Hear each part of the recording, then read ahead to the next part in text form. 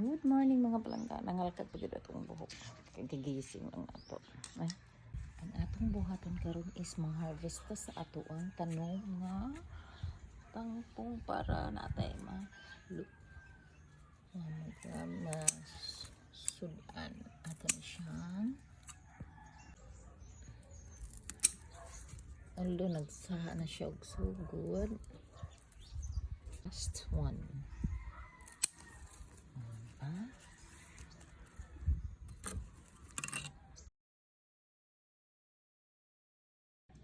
Dalatang ko nga kinuha na to mga palangga atong tinanom.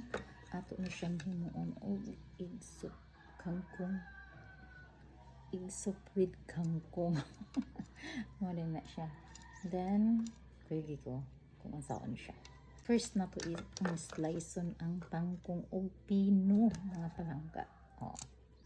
Karong panahon na nga grabe na kamahal sa atong panaliton kinahanglan kabalo kita magtanom-tanom kay aron na ata na libre nga pangsudan mga palangga. Ako gyud kay nagkatabang karong panahon na kay grabe naging crisis na to karon tungod sa nahitabo sa ato ang nasud sa corruption nya human na segundahan pa sa kanang gera nga nahitabo sa laing nasud mo na nga magantos kita tungod sa mga panghitabo. O na nga kailangan yun nga magtanom-tanom dito sa atong palibot sa atong mga nakaran. Kung wala na tay lugar, na tay daghan nga mga mahimo, na tay mga kaang, mga plastic bottle nga mga pwede na to matamnan.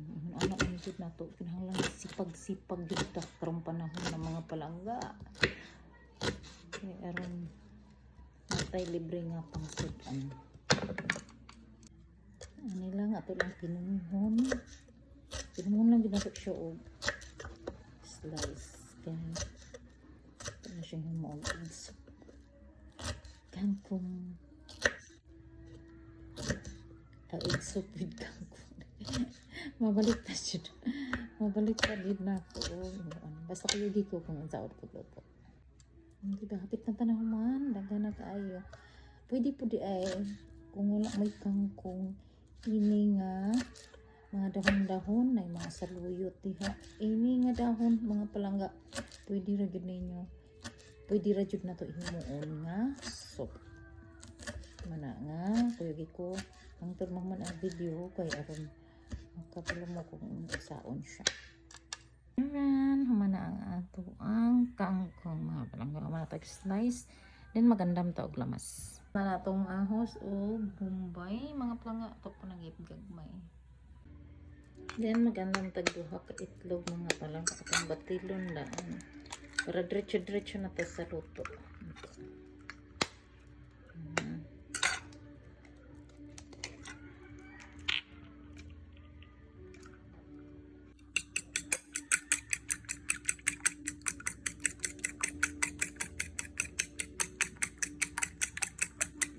Then, ito nang giandam ang ato ang pan mga palangga. Ito nang kita init dahil matangan na to.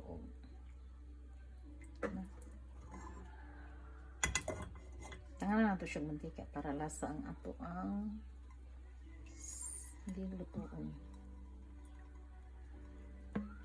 Bininit na ang ato ang pan. Ato ang ilinit ang ato ang apos.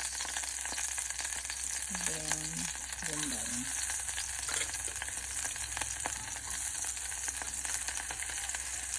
Minulog din na ito.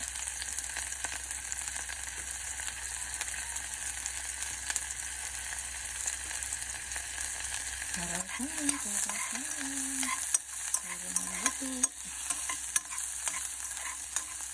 Then, medyo naluto na ang ato ang lamas manok sa palangga. Ato na karong isunod ang ato ang kangkong. Ang tanong mo nga nang gisunod na to ang kangkong. Wala dili dahil ta nagbutang o tubig. Ang reason di ay ani mga palangga nga ng kangkong ang atong diuna. Kay once man good nga kung water ang ato ang unahon. Tapos nagbukal kangkong na mostly ang mahitabo na is langto ang ato ang giluto. Kay kabalubi at nga gi-slice na tuog pino ang kangkong di magawas gid yung baho mulang to gid siya.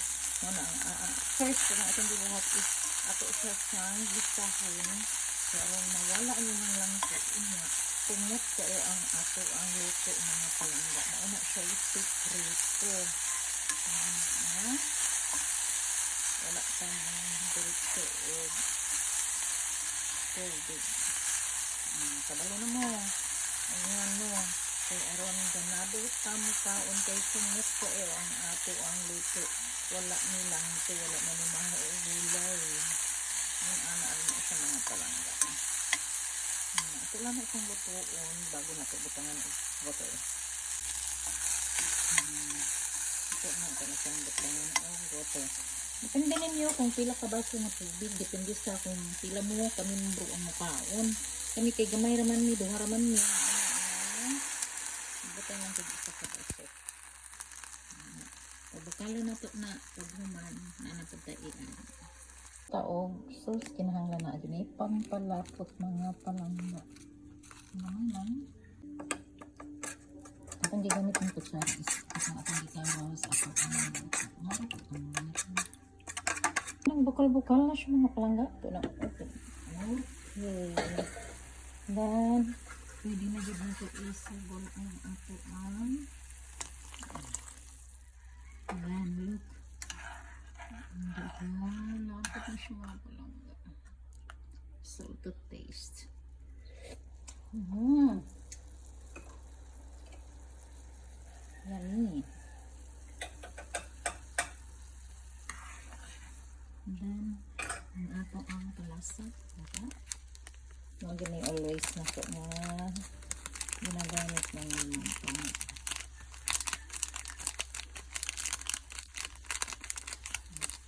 Then, para nutritious ang ato ang luto. Mas nutritious pa. Ato ang gitangan ang egg. Ang egg, dagan na itong nabatil mga palangga. Mamay lang ang atong isagol. Diba? Oh! Mamay lang ang atong isagol.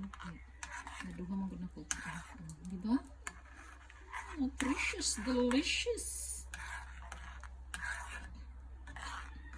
Egg soup with kangkong mga palangga. Oh, yummy. Yeah, mamahat ha? Breakfast is ready for the person.